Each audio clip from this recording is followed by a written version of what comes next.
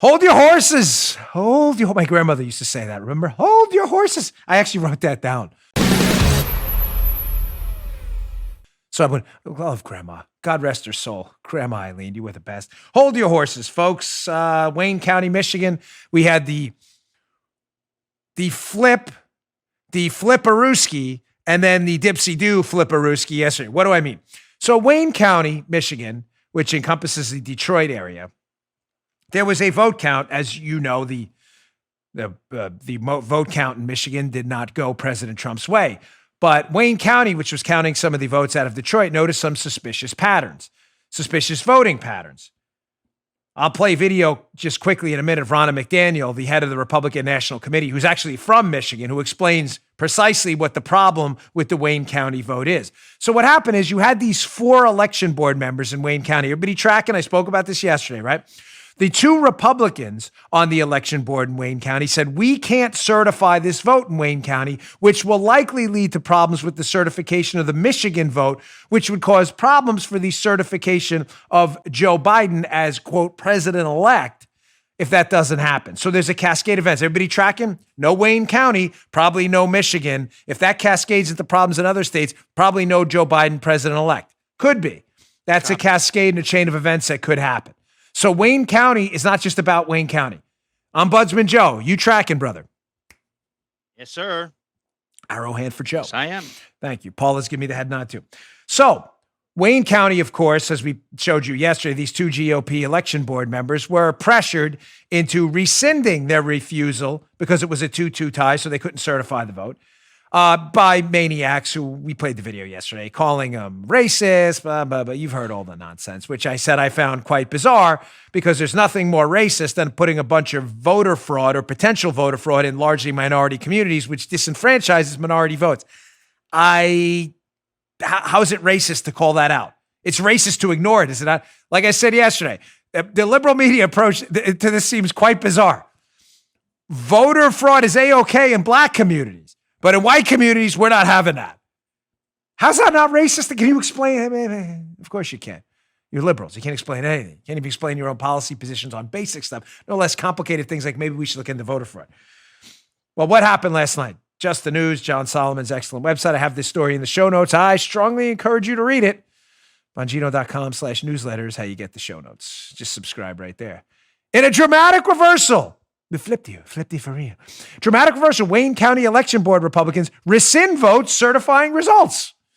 In affidavits, GOP canvass board members claim they were bullied and say there were too many irregularities in the Detroit vote to justify accepting the election results.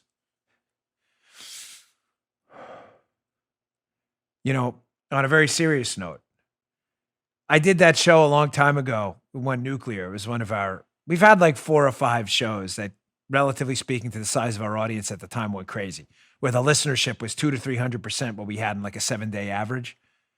One of those shows was the dancing show. Dancing show? What do you mean? You teach people how to dance? No, I can't dance. Did you ever see me dance?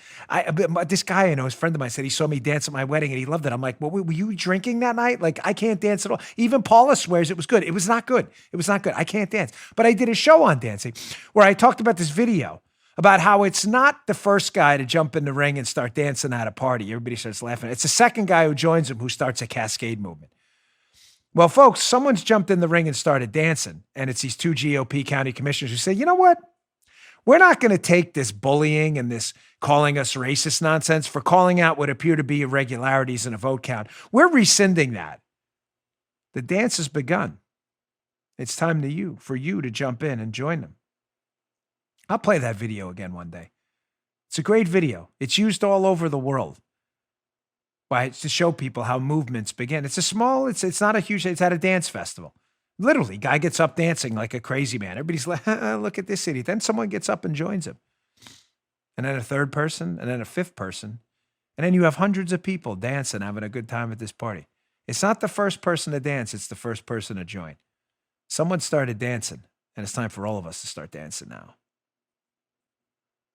These GOP county election board commissioners, or election board reps, have had enough. It's time for us to back them up.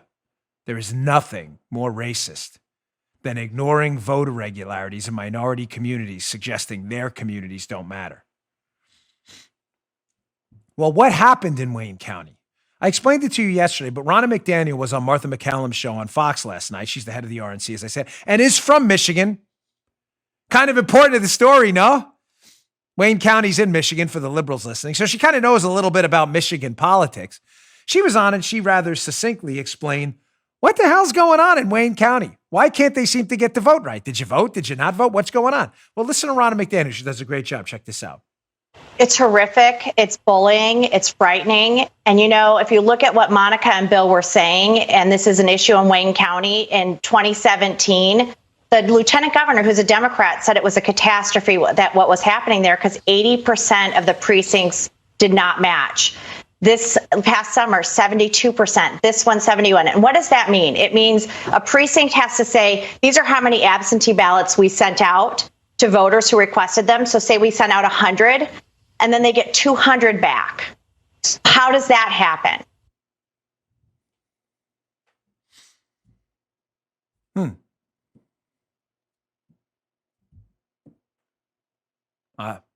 I don't know. How does that happen? I'm just checking. How do you send out 100 absentee ballots and then get 200 back? How does that go down? Could there be an explanation?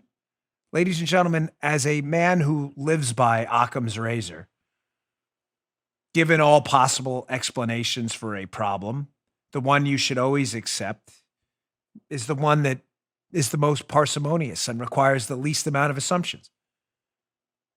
In plain English, keep it simple, stupid. Occam's razor.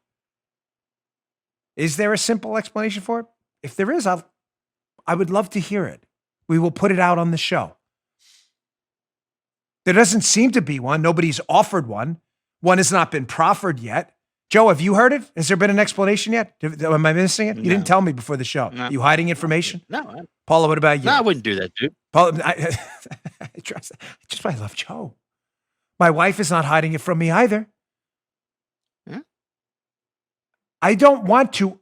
I want the explanation that requires me to assume the least.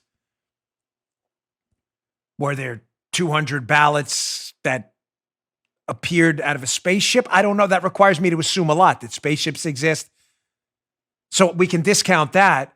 But if you sent out in Wayne County, Michigan, 100 absentee ballots and received 200 back, the explanation right now that requires for me the least amount of assumptions is that some of those ballots were not genuine because they weren't the ballots that were sent out, because it was only 100 and 200 came back.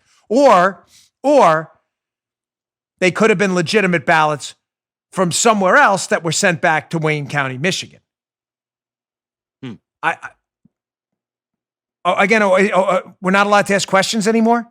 You just heard Dan Bongino.